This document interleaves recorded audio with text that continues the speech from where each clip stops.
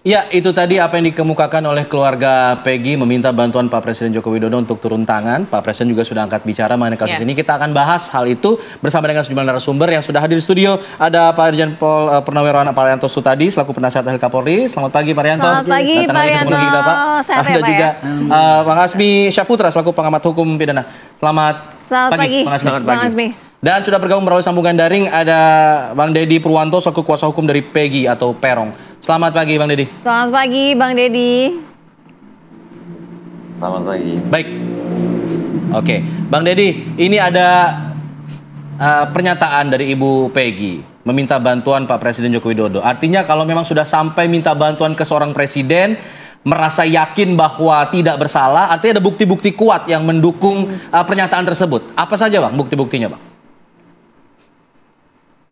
Artinya tadi dari Ibu Kartini ya yang sudah membuat pernyataan untuk meminta bantuan Pak Presiden. Itu artinya bukti yang kita miliki itu sudah jelas-jelas bisa dipertanggungjawabkan secara hukum. Lalu kalau kita sudah ada mosi yang tidak percaya dengan kepolisian kita, atasan Kapolri siapa lagi kalau bukan presiden, ya kan? Apabila presiden sudah memberikan pernyataan bahwa perkara itu harus dikawal secara transparan, ya, terbuka, tidak ada yang ditutup-tutupi, kita masih menangkap adanya sinyal untuk polisi itu menutup-tutupi gitu loh. Ya.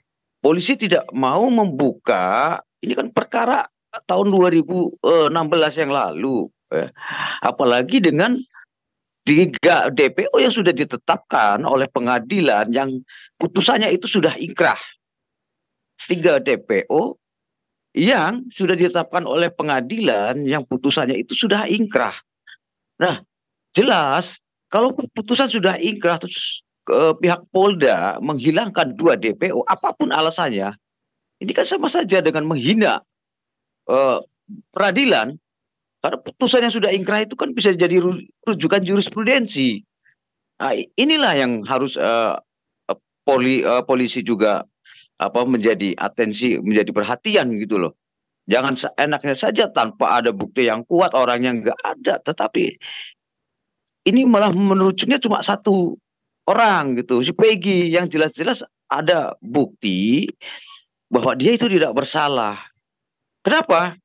Pada tahun polisi saat itu 2016 menggerebek rumahnya Peggy, itu kan dia sudah mengambil barang bukti 2 kendaraan unit sepeda motor yang nggak tahu sekarang entah kemana kan, kita juga belum cek itu kan. Bisa ditanyakan kan kepada keluarganya, Peggy di mana, di Bandung, itu kan bisa ditelusuri dengan cepat. Lalu ini 8 tahun loh, 8 tahun baru diungkap lagi setelah ada viral film Vina. Film Vina sudah dijadikan dasar, tetapi ini Bang Deddy. Iya. Ya loh. Oke. Itu kan tadi keyakinan Anda, ketidakpercayaan Anda kepada pihak kepolisian. Tapi Anda belum menyebutkan nih bukti apa yang menjadi dasar pernyataan Anda untuk bisa meminta permohonan kepada Presiden Joko Widodo bahwa klien Anda tidak bersalah. Anda belum menyatakan itu. Iya, gini ya, jadi bukti-bukti itu ya, kita satu, yang namanya bukti, alat bukti itu kan kita ada ya, bukti petunjuk itu ya, dari keterangan saksi-saksi ada ya, dari bukti penerimaan si Peggy saat terima gaji kerja pada saat terjadinya perkara 2016 itu juga ada ya, pengakuan saksi-saksi yang di tempat dia bekerja itu pun sudah kita hadirkan toh kepada Polda yang semalam itu sudah diminta keterangan itu. Bang Deddy, siapa saja yang pada saat itu benar-benar menyaksikan bahwa Peggy berada di Bandung selain dari 3 rekannya yang sama-sama kuli bangunan? Apakah pemilik rumah juga sempat bertemu dengan Peggy pada saat itu dan mengetahui bahwa Peggy tinggal di suatu tempat pada saat itu di Bandung? Maaf Bu, ini suaranya tabrakan ini tadi dari tim. Mohon diulangi pertanyaannya. Iya, apakah dari kesaksian yang menyatakan bahwa pada saat itu Peggy ada di Bandung, misalkan selain dari teman-temannya yang merupakan kuli bangunan, Apakah dari pemilik rumah yang rumahnya ikut diperbaiki itu juga menyaksikan Peggy pada saat itu berada di Bandung dan tinggal di suatu tempat di Bandung begitu, Bang Deddy?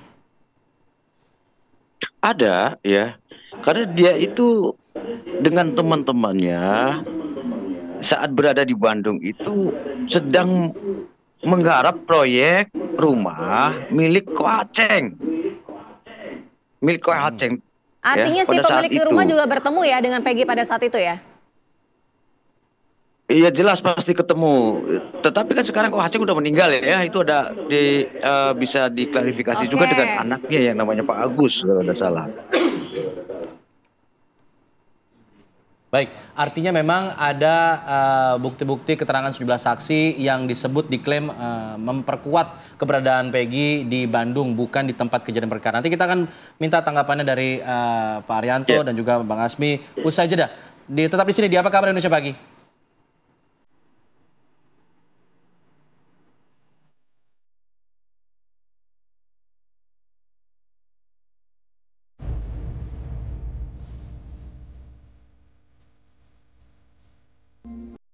Kembali untuk berdialog mengenai kasus Vina yang juga sudah mendapatkan atensi dari Presiden Joko Widodo, memberikan pesan bahwa jangan ada yang ditutup-tutupi kalau memang ada begitu. Kita sudah bersama dengan sejumlah narasumber di sini, Pak Arianto dan juga Bang Asmi.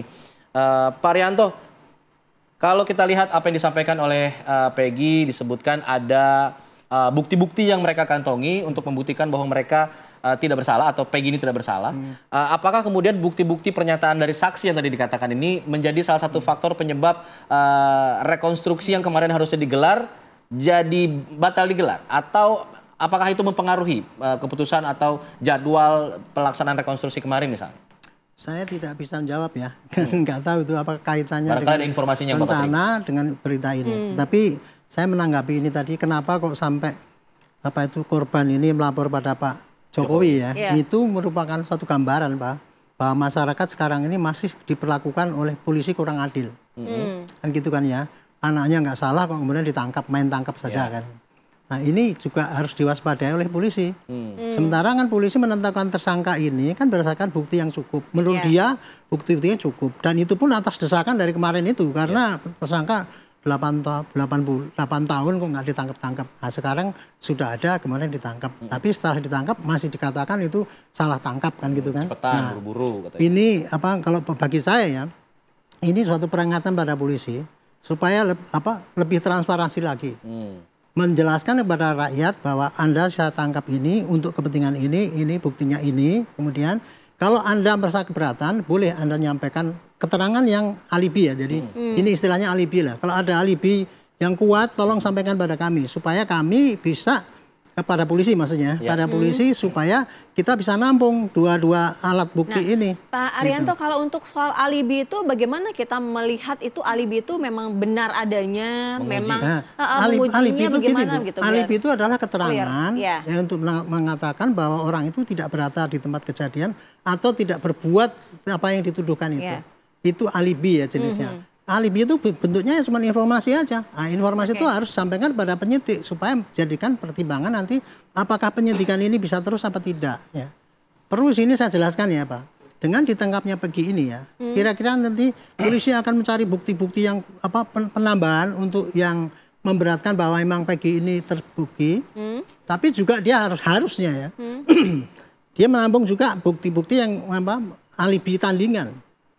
Sehingga nanti ketika dia menyampaikan kepada jaksa itu, memberikan gambaran yang utuh apa yang telah dikumpulkan bukti-bukti itu, supaya jaksa tidak misleading nanti. Teorinya kayak gitu ya. Jadi makanya kepada si Peggy ini nanti begitu ditangkap, itu nanti prosesnya akan pada penyidikan itu, dan kepada ibu kalau seandainya atau pengacara ya, seandainya itu perlakuannya selama di pertahanan ini diperlakukan tidak fair gitu kan, itu dia bisa counter pada pra-peradilan atau pada Komnas HAM atau pada Propam dan sebagainya. Itu dia counter selama ini. Nah, kemudian untuk bukti-bukti yang tidak mungkin nanti tidak dimasukkan oleh penyidik, inilah yang dari pengalaman saya ya, kelemahan hukum kita ini, sayangnya di dalam KUHP itu tidak memuat bahwa penyidik harus menampung semua bukti-bukti yang disampaikan oleh yang tersangka, bukti yang meringankan maupun yang memberatkan. Tidak harus di KUHP. Tidak ada KUHP. Aturan itu tidak ada. Nah, di sini kalau pengamatan saya, di sini letak sehingga menimbulkan masyarakat itu jadi curiga terus kepada polisi kan gitu. Kalau memang mau perbaikan sistem hukum, kalau menurut saya ini harus diperbaiki. Ada kewajiban pada penyidik itu menyampaikan semua saksi yang ada, jadi dia nggak boleh pilih kasih supaya tidak berkeadilan. Saya kira itu jalannya. Terakhir saya ingin menyampaikan pada penyidiknya, Anda kemarin di 2016 sudah berhasil dengan baik tugasnya. Ukuran penyidikan itu adalah pada apakah tersangkanya itu dihukum apa tidak. Kalau dihukum berarti itu berhasil. Dan kemudian digugat-gugat dan sebagainya apa tidak. Ternyata dulu kan tidak ada gugatan, tidak ada sangkaan dan sebagainya. Berarti dia sudah betul. Jaksa pun sudah betul juga. Tapi yang kita tanyakan ya, dengan bukti-bukti yang minim kayak gitu, ternyata pengadilan juga menghukum kan. Karena sudah inkrah sekarang, maka kita nggak bisa lagi mengkoreksi apa yang terjadi dulu. Satu-satunya jalur hukum adalah PK untuk itu. Tapi kalau yang ini, polisi harus lebih hati-hati karena hakimnya pasti ini beda dengan hakim yang dulu yang mengadili. Mungkin hakim sekarang akan lebih hati-hati, dia tidak akan mudah dengan percaya pada berkas polisi yang sangat simpel itu, yang tidak ada bukti scientific crime investigation dan sebagainya. Makanya polisi sekarang harus serius ini, melengkapi dengan bukti keterangan saksi dan data-data yang lain yang mendukung itu sehingga nanti bisa diadu di pengadilan dan itu fair nanti gitu.